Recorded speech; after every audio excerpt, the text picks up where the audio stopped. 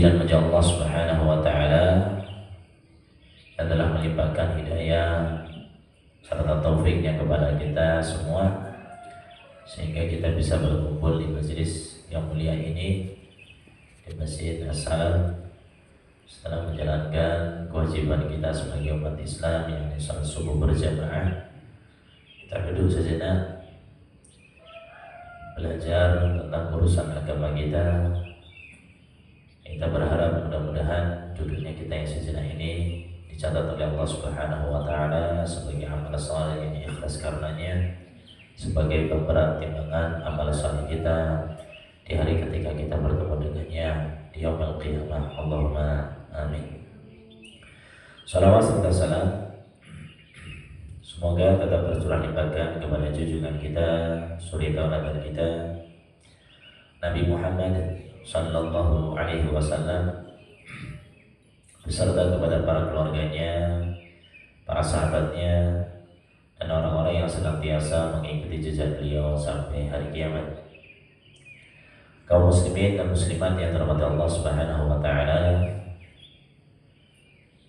kita sebagai umat Islam yang beriman kepada Allah dan Rasul-Nya, tentunya kita senantiasa berusaha untuk taat semaksimal mungkin untuk menjalankan apa yang Allah perintahkan dan Rasul-Nya, serta menjauhi apa yang dilarang oleh Allah dan Rasul-Nya.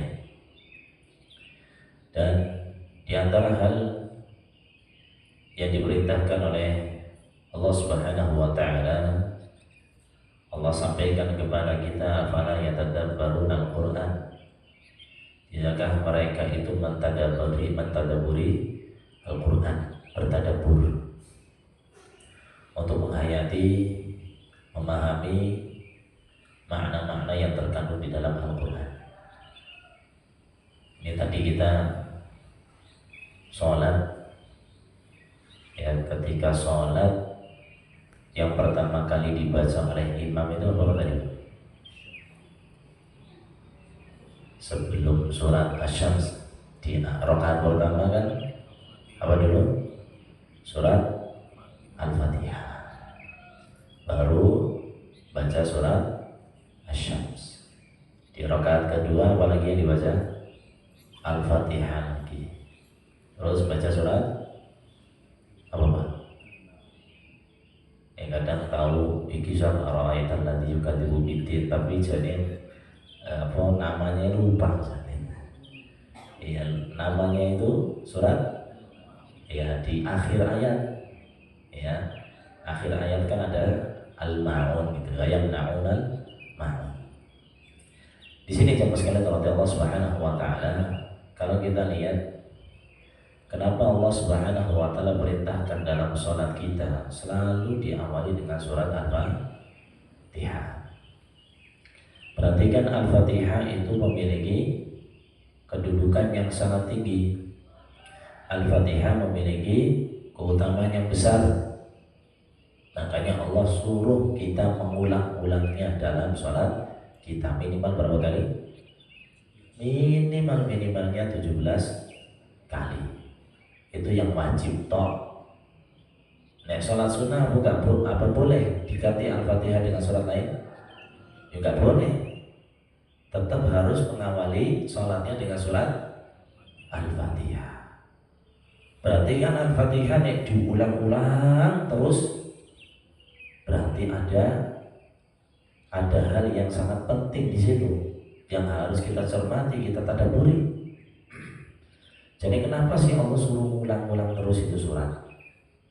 Ternyata kalau kita lihat di antara nama surat Al-Fatihah, ya, dari namanya saja Al-Fatihah. Kenapa dinamakan Al-Fatihah? Pembuka. Di antara namanya juga adalah Ummul Kitab. Ada namanya juga Ummul Quran. Bahasa umum itu, walaupun memang Ummul Kitab, Ummul Quran, ya, dan Al-Fatihah itu ya sebenarnya Intinya dia itu adalah yang mengawali dari surat-surat yang lain. Makanya yang kita buka Al-Quran, surat pertama yang kita dapati surat Al-Fatihah. Sebelum surat-surat yang lain dibuka dengan Al-Fatihah. Dikatakan Ummul Quran, Ummul Kitab. Ternyata dikatakan Ummul Kitab itu bisa maknanya itu intinya inti. Makanya ketika Allah Subhanahu wa taala mengatakan tentang ayat-ayat dalam Al-Quran itu ada dua bentuk. Ada yang muhkamat, ada yang mutasyabihat. Ya, dalam Al-Quran ada yang muhkamat dan dikatakan oleh Allah hunna umul kitab wa ukharu mutasyabihat. Jadi yang muhkamat itu umul kitab. Apa maksudnya umul kitab? Maksudnya di dalam Al-Quran itu rata-rata kebanyakan justru yang muhkamat, bukan yang mutasyabihat. Apa muhkamat mutasyabihat? Muhkamat itu gampangannya jelas. Jelas. Kita yang belajar bahasa Arab ngerti. Ya secara dohir ayatnya itu maksudnya ini. Secara dohir ayatnya nampak bahwa ini maknanya yang terkandung. Nah yang lain ada ayat-ayat yang mutasyabihat. Apa mutasyabihat? Maksudnya yang butuh keterangan, butuh diperjelas.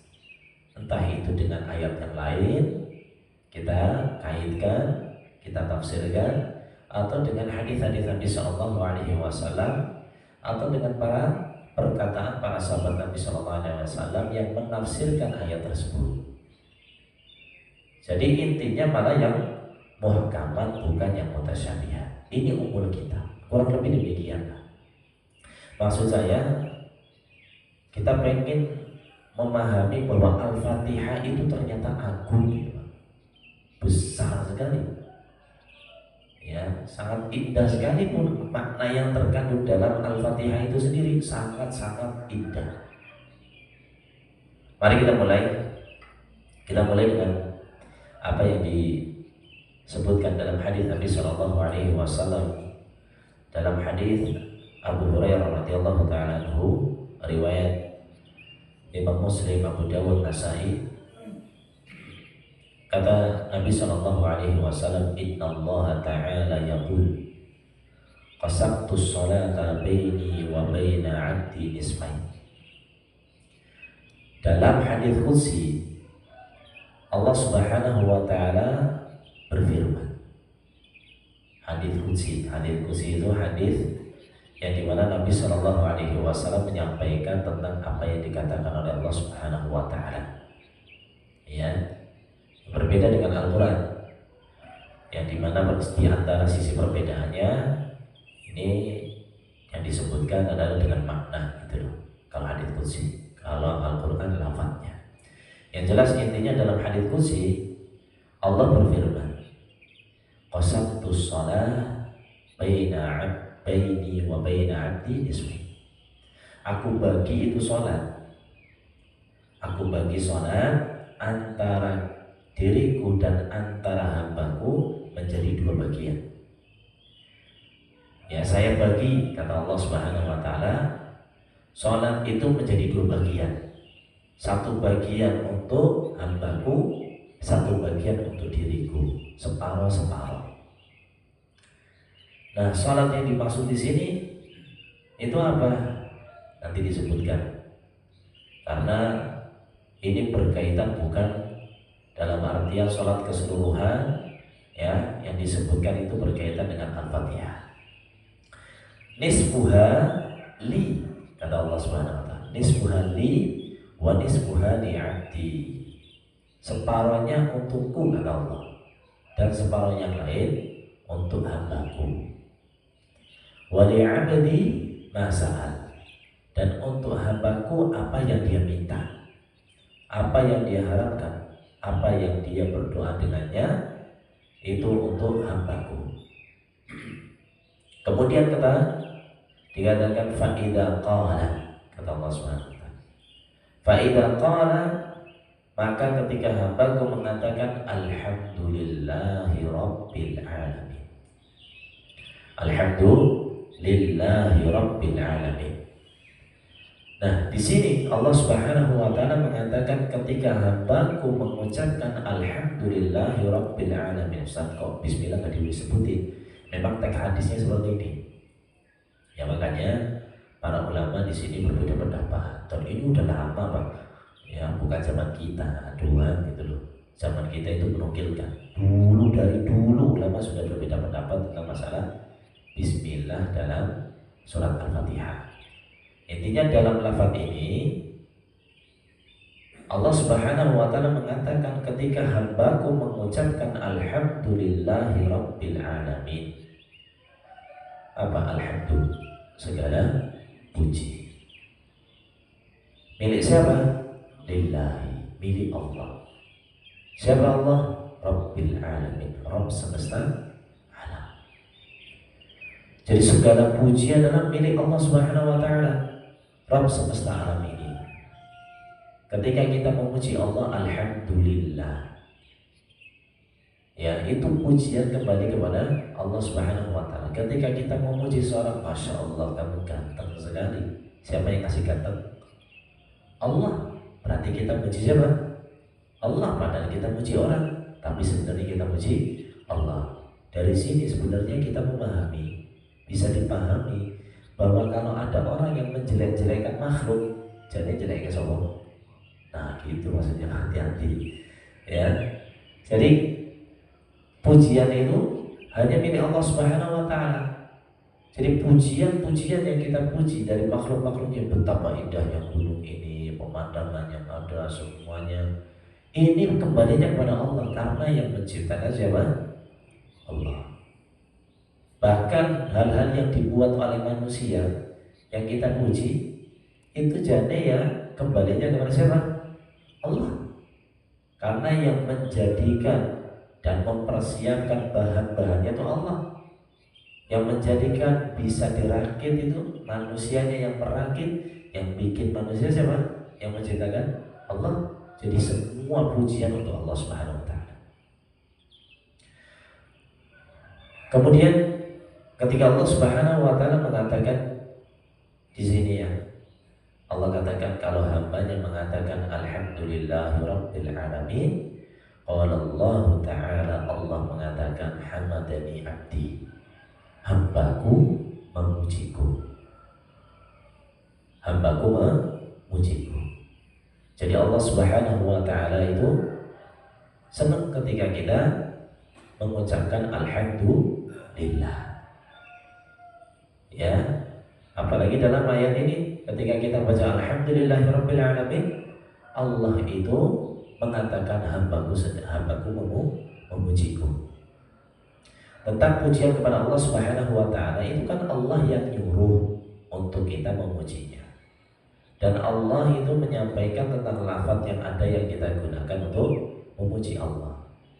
Plus udah disuruh dikasih pahala lagi atas pujian yang kita puji kepada Allah Subhanahu wa taala, yang kita berikan kepada Allah Subhanahu wa taala dari pujian yang ada.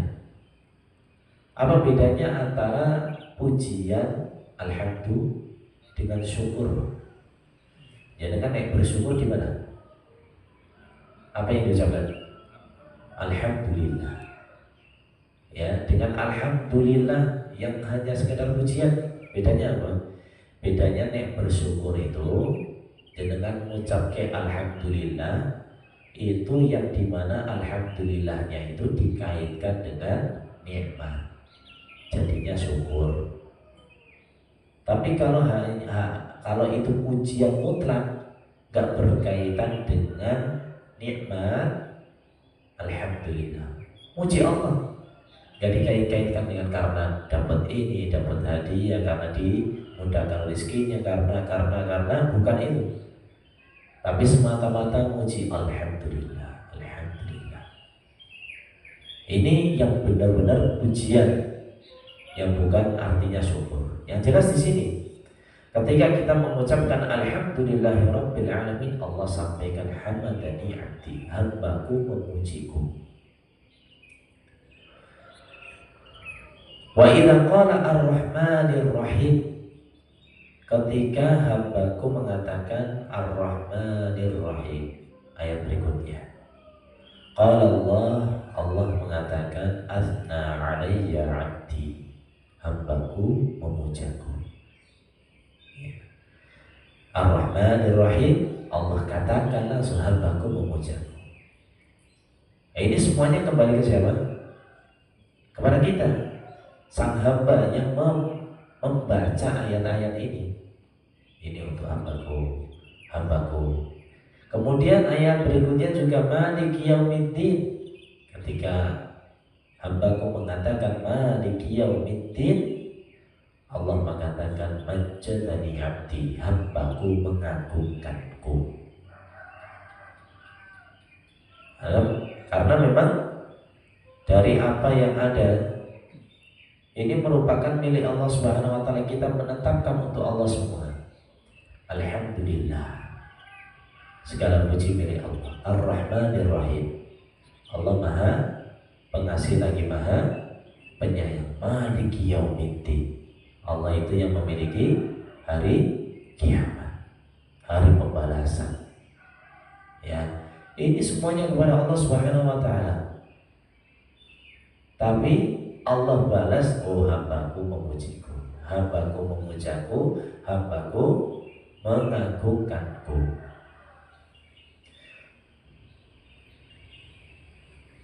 Wa idza qala iyyaka na'budu wa iyyaka nasta'in. Berikutnya, kalau hambaku mengatakan iyyaka na'budu wa iyyaka nasta'in, maka Allah Subhanahu wa taala mengatakan, nah ini yang dimaksud dengan baini wa baina 'abdi nisfain wa li 'abdi ma sa'al. Ayat inilah yang dimaksud dengan ini loh, yang separuh untuk hambaku, yang separuh untukku, dan separuh untuk hambaku. Iyyaka na'budu, iyyaka na'budu, hanya kepadamu kami menyembah. Wa iyyaka nasta'inu, dan hanya kepadamu kami meminta pertolongan. Yang untuk Allah mana, yang untuk kita mana? Menyembah Allah itu yang untuk Allah, kita persembahkan ibadah-ibadah kita untuk Allah. Yang untuk kita yang mana? Wa iyyaka nasta'in, dan hanya kepadamu kami meminta pertolongan. Kami meminta pertolongan. Makanya Allah katakan wa li'abdi ma sa'al, dan untuk hambaku apa yang dia minta. Karena kita minta apa? Pertolongan kepada Allah Subhanahu wa taala. Dan Allah memberikan pertolongan kepada kita. Di sini jemaah sekalian dirahmati Allah Subhanahu wa taala, ada hal yang sangat unik sekali, yang bagus sekali untuk kita pahami, dari makna yang dalam sekali yang diambil dari surat ini terkait ayat pertama alhamdulillahirabbil alamin. Ketika kita memuji Allah Subhanahu wa taala, ini kita ketika memuji Allah Subhanahu wa taala itu kan didasari atas rasa apa? Cinta. Dan dengan memuji sesuatu, cinta apa? Dan cinta. Kembali ke cinta apa? Apa Pak? Cengkel. Ya, atas dasar cinta atau bukan? Kalau kita memuji sesuatu, kan kita, wah, masya Allah, indah banget ya, cinta, mahabbah. Jadi rasa cinta ini, yang dimana nanti di akhir setelah iyyaka na'budu wa iyyaka nasta'in kan ada ihdinas siratal mustaqim, sehingga diambil darinya, dari ayat yang pertama kita sebutkan sampai sini iyyaka na'budu wa iyyaka nasta'in, sampai sehingga setelahnya ihdinas siratal mustaqim, diambil darinya sebab hidayah itu ada 5. Di ayat alhamdulillahirabbil alamin itu diambil darinya mahabbah, rasa cinta. Jadi hidayah akan kita dapatkan Karena setelah menyebutkan alhamdulillahirabbil alamin arrahmanir rahim maliki yaumiddin iyyaka na'budu wa iyyaka nasta'in, setelahnya apa? Ihdinas siratal mustaqim. Ya Allah, berikanlah hidayah kepadaku jalan yang lurus. Tunjukkan kepadaku jalan yang lurus. Nah, hidayah ini didapatkan dari 1, 2, 3, 4 yang sebelumnya. Yang pertama adalah mahabbah, diambil dari alhamdulillahirabbil alamin, rasa cinta. Jadi hidayah itu akan digapai, didapatkan dengan apa? Rasa cinta. Jenengan kenapa nikahi istrinya jenengan yang sekarang? Kenapa nggak nikah sama orang lain, wanita lain? Dasarnya apa? Cinta. Kenapa kita itu mudah untuk melangkahkan kaki kita dengan izin Allah untuk ke masjid, untuk sholat subuh, padahal lagi enak-enakan tidur terbangun? Ya, apa yang menggerakkan? Cinta. Tanpa rasa cinta ini, tanpa mahabbah, kita itu berat untuk melakukan. Seperti orang-orang munafik, mereka itu enggan untuk sholat subuh, enggan untuk sholat isya, berat bagi mereka. Sholat yang lain karena kelihatan, yang kok pantas-pantas lah. Mosok ngaku muslim, mosok enggak ikut sholat, ben pantas. Aneh isya kalau sama subuh itu kan nggak kelihatan, makanya mereka menghindar. Nah, yang bikin mereka umpet-umpetan kayak gini tuh apa? Karena benci. Gak ada rasa cinta terhadap ibadah, gak ada rasa cinta kepada Allah Subhanahu wa Ta'ala. Sehingga benar yang dikatakan bahwa cinta itu adalah motornya, penggeraknya. Tanpa cinta, bubar, susah ibadah itu. Jadi dengan cinta ini kita dapat hidayah dari Allah Subhanahu wa Ta'ala. Maka perbesar rasa cinta kita kepada Al-Quran, rasa cinta kepada ibadah, rasa cinta kepada hal-hal yang diperintahkan oleh Allah Subhanahu wa Ta'ala. Meskipun bisa jadi kita belum terlalu bisa memaksimalkan, minimal cinta dulu aja. Ya Allah, makanya dikatakan dalam perkataan ulama, wahibbus sholihin walastu minhum. Saya tuh cinta orang-orang soleh, cuma saya bukan bagian dari mereka. Minimal cinta orang soleh. Orang soleh itu kalau dibenci ya gimana ceritanya?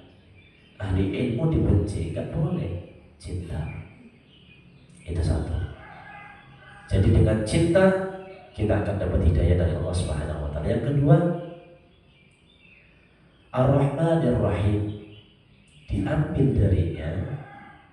Ini ketika kita mengatakan Ar-Rahmanir Rahim, Allah Maha Pengasih lagi Maha Penyayang. Allah Maha Pengasih lagi Maha Penyayang. Kasih sayangnya Allah Subhanahu wa Ta'ala di dunia ini untuk semuanya. Itu adalah nama Allah Subhanahu wa Ta'ala Ar-Rahman, yang dimana kasih sayangnya menyeluruh untuk seluruh makhluknya. Mau yang muslim maupun yang kafir, semuanya dapat rahmat Allah Subhanahu wa Ta'ala. Mereka diurusin oleh Allah Subhanahu wa Ta'ala, rizkinya dikasih.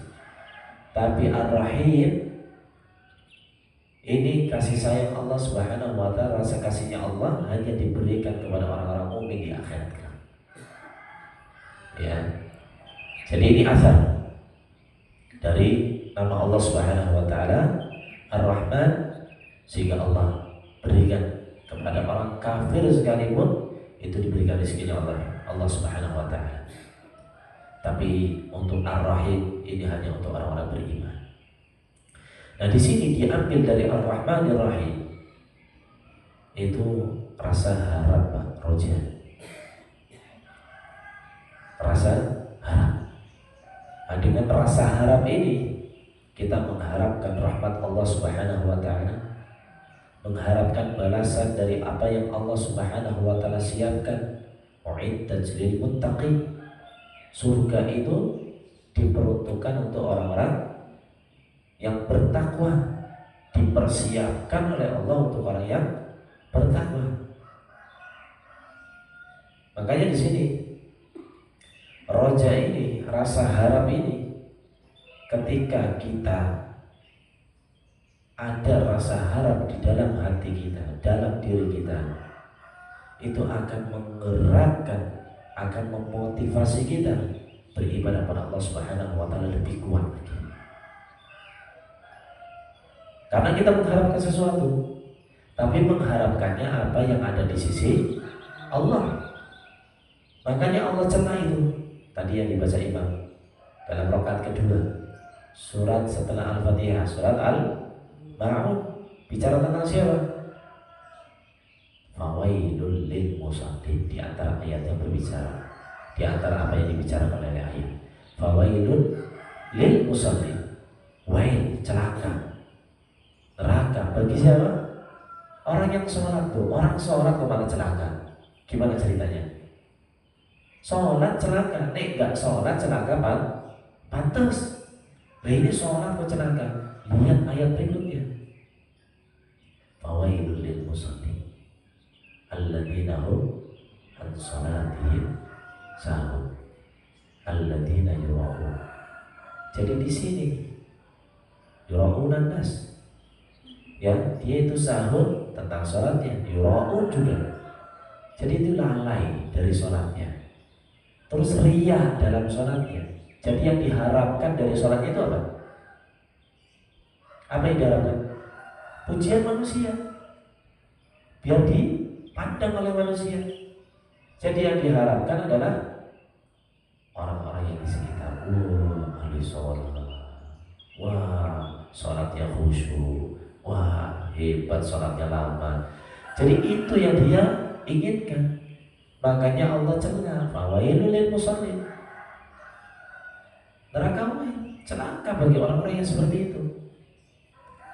Nah, makanya ketika kita itu mengharapkan apa yang ada di sisi Allah, dan dicela oleh Allah, dan itu yang diinginkan oleh Allah. Innallaha la yanzuru ila qulubikum, innallaha la yanzuru ila ajsadikum.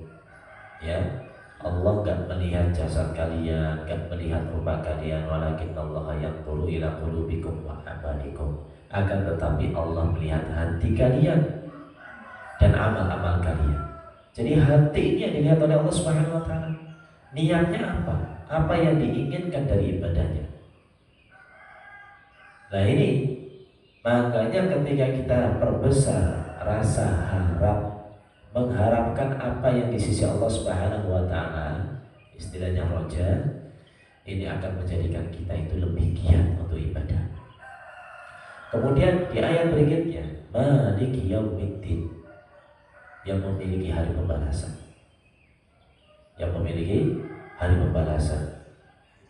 Kita kalau melihat bagaimana kondisi hari kiamat, sangat-sangat menegangkan dan sangat bikin kita takut.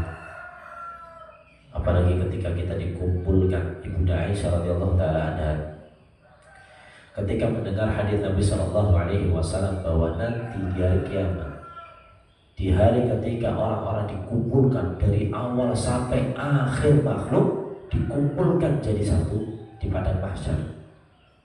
Mereka dikumpulkan dalam keadaan hurlan, ya, dalam keadaan mereka itu seperti pas kita dilahirkan, Pak.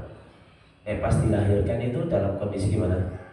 Gak pakai baju oratan, gak pakai sendal. Ada yang pakai sendal, ya, pas keluar dari perutnya sang ibu, gak ada. Gak pakai sendal enggak, pakai baju enggak, kemudian belum dikhitan. Hari kiamat besok di padang mahsyar ketika dikumpulkan dalam kondisi kayak gini, dan mereka di umur-umur yang sama, bukan bayi, loh. Ya, Ibunda Aisyah itu, oh ya Rasulullah, ini gimana kita dikumpulkan dalam kondisi kayak gitu? Semuanya dalam keadaan telanjang ya Rasulullah. Dalam keadaan telanjang, gak pakai sendal. Di telanjangnya itu loh, malu kita. Kata Nabi SAW mengabarkan kepada Ibunda Aisyah bahwa kondisinya itu lebih dahsyat daripada hanya sekedar mikirin masalah nafsu. Kita di dunia masalah nafsu dipikirin, wah cantik, itu bagus, ini enggak. Di akhirat banyak orang yang cantik, banyak orang yang ganteng, gak dilirik karena kondisinya itu sangat mencengangkan sekali, sangat menakutkan. Gak mikirin masalah nafsu-nafsuan. Jadi diambil dari Malik Yaumiddin itu rasa takut. Kita di antara sebab hidayah yang ketiga, sebab hidayah kita mendapatkan hidayah adalah takut pada Allah. Ketika kita takut pada Allah Subhanahu wa taala, itu menjadikan kita lari dari Allah atau lari kepada Allah. Kira-kira yang pertama dan kedua. Karena kita takut sama ular, takut sama harimau. Kapan waktu saya itu membaca berita itu ada harimau yang masuk ke daerah perkampungan. Di kampung itu mencengangkan itu, yang mereka bikin jebakan untuk menjebak itu harimau.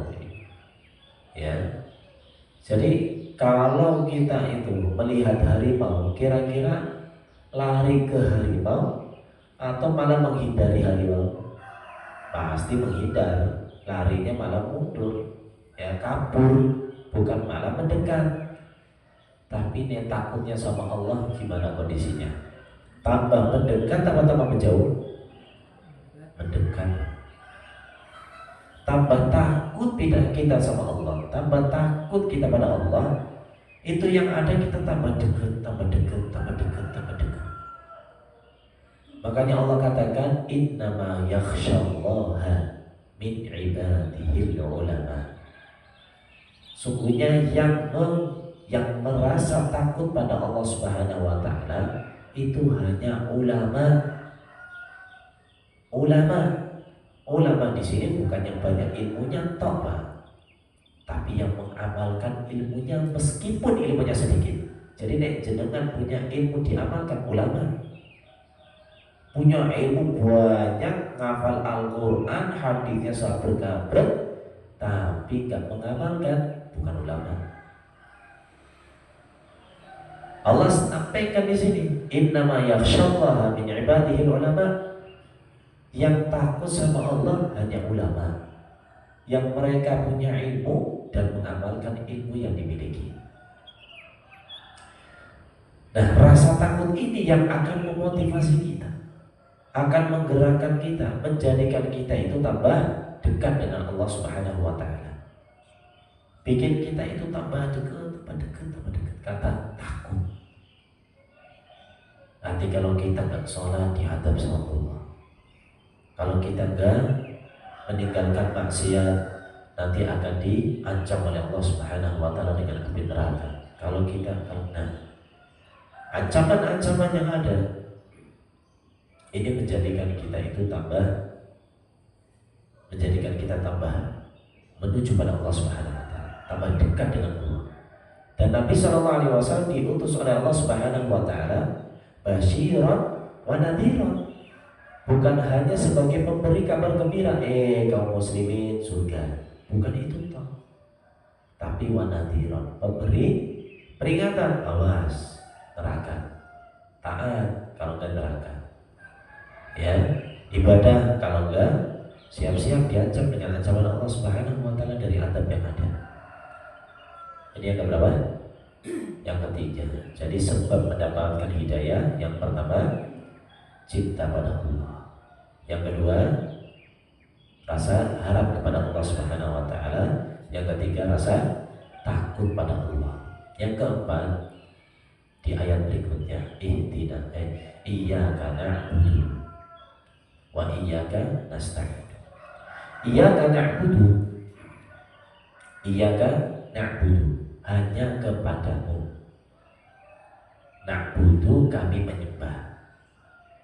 Ini kalau kita bahas dari sisi lafaz, itu ibarat kata kalau dalam bahasa Arab ya, objek di belakang itu bukan pengkhususan. Kalau kita bilang na'budu, kami menyembahmu, berbeda dengan iyyaka, hanya kepadamu na'budu, kami menyembah. Apa bedanya? Jenengan bilang, wahai istriku, kamu adalah wanita yang aku cintai. Itu jangan senang dulu, Bu.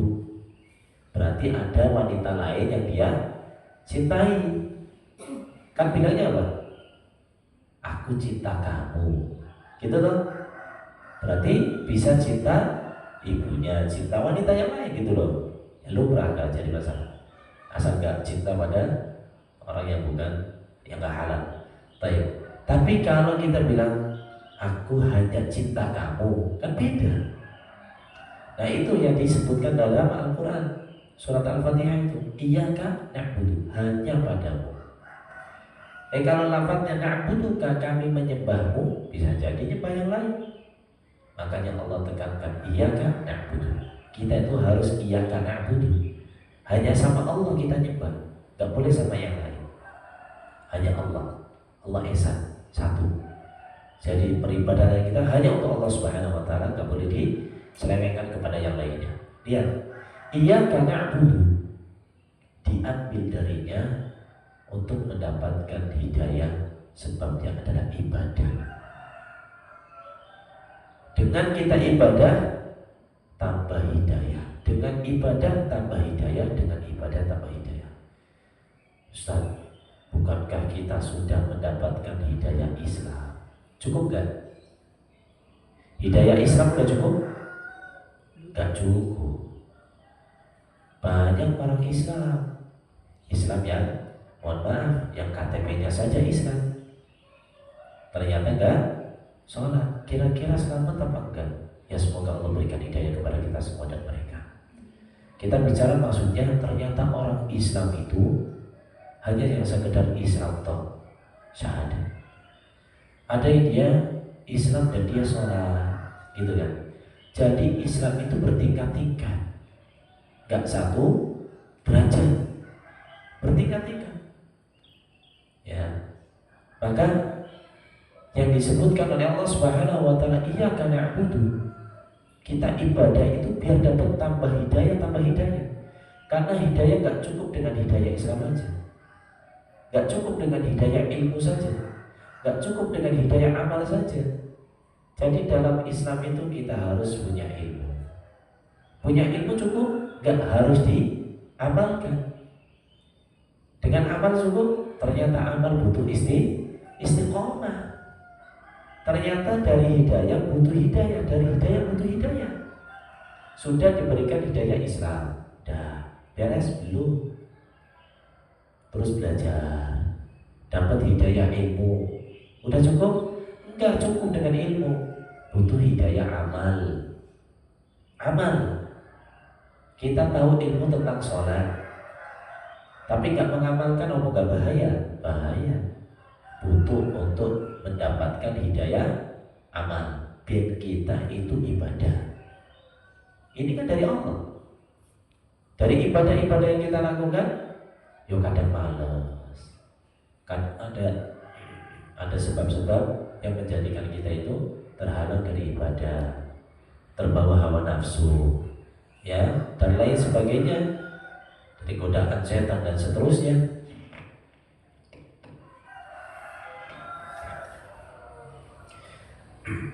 Sehingga kita itu senantiasa butuh hidayah dari hidayah. Terus, makanya Allah katakan ihdinas siratal mustaqim. Kenapa kita baca terus tuh? 17 kali minimal, ihdinas siratal mustaqim. Karena memang kita butuh hidayah. Gak cukup hidayah Islam aja, gak cukup beramal aja, berilmu saja, gak cukup beramal saja, gak cukup hanya sekedar beramal, butuh istiqomah. Ya, dan keistiqomahan ya cukup sampai kita baru diwafatkan oleh Allah Subhanahu wa taala ini, diberikan hidayah wafat di atas ibadah. Masya Allah. Ini nikmat yang tertinggi ketika kita ya wafat dalam kondisi ibadah. Kenapa itu orang-orang yang ada kita lihat banyak video-video berseliweran lagi sujud meninggal, Pak, ya Allah, apakah nikmat? Masa kita gak cemburu, gak pengen kayak gitu? itu bisa meninggal kayak gitu tuh gimana? Dia punya kebiasaan, dia punya amalan yang senantiasa dia istiqomah di dalamnya. Allah wafatkan dalam kondisi yang dia itu beramal dengan amal tersebut yang dia biasakan. Ada lagi yang wafat lagi nyimak setoran muridnya Al-Quran, meninggal Pak. Apa enggak kita rindu dengan meninggal yang seperti itu?